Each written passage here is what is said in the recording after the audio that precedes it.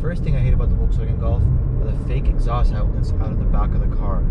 I think it looks really deceiving, and it's quite embarrassing really to have fake exhausts on any car, let alone a base model Volkswagen Golf. But I heard even Bugatti Chiron, a lot of performance cars are trying this out. I'm not too sure why. However, I did see one reasoning for this was a cost-cutting method, where they don't have to run the full exhaust pipe all the way to the back. They can just chop it off a little bit sooner, and they're saving money on the actual material, which would be a chrome tip or some sort of metal tip.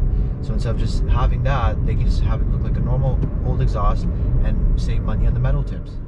The other thing I don't really like about this car is the drivetrain system, or the front wheel drive system in this car. I really don't think Volkswagen or the Volkswagen engineers paid enough attention to it. Maybe they could have tweaked it better, or they could have just scrapped it altogether and put the all-wheel drive system that the Golf R gets, the most high performance Volkswagen Golf in the lineup. But nonetheless, I feel like the front wheel drive system is a little weak because when it comes to taking corners or taking any sharp turns, you really feel like you have to oversteer with this car, and that's not the best thing to do, because if you're oversteering, you don't really have a prediction, or you don't really know where the car is going to end up going. So oversteering is one of the bigger problems with this car. I also feel like overall the car could have been better suited and probably handled better if it did have a all-wheel drive system. And one more thing that's sort of similar to performance and handling is the shifting, and I mean the manual shifting in this car. I think it's just annoying. I don't know if Volkswagen's trying to play a joke, but I don't know why they did this.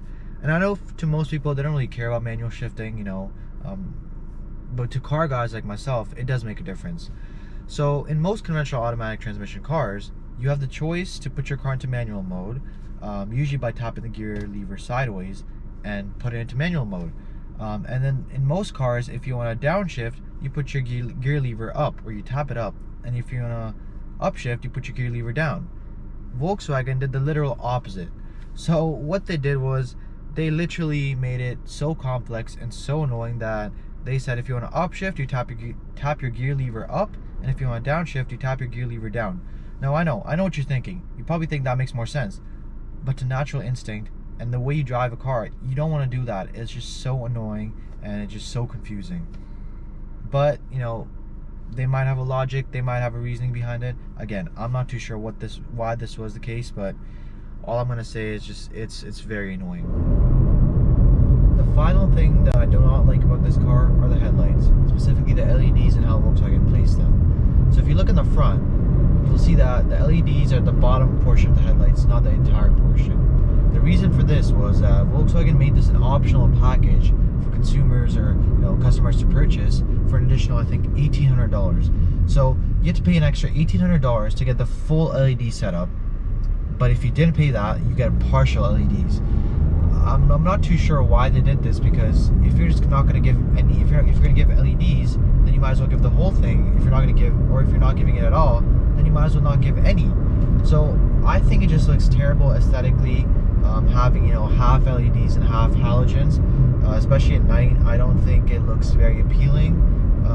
I personally prefer LED lights. However, I didn't really think it made sense for myself or anyone to really pay the extra $1,800 for some LED lights.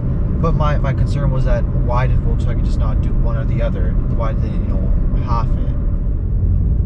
Now these are the 5 things that I absolutely hate about the 2018 Volkswagen Golf.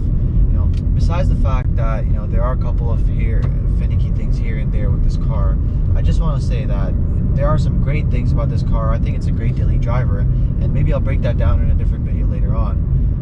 So having said that, this was my first video, so if you enjoyed it, please be sure to leave a thumbs up and subscribe if you liked it. And if you have any other suggestions or recommendations or things that could change, please be sure to leave it in the comments. I'd really appreciate that. Thank you for watching. Take care.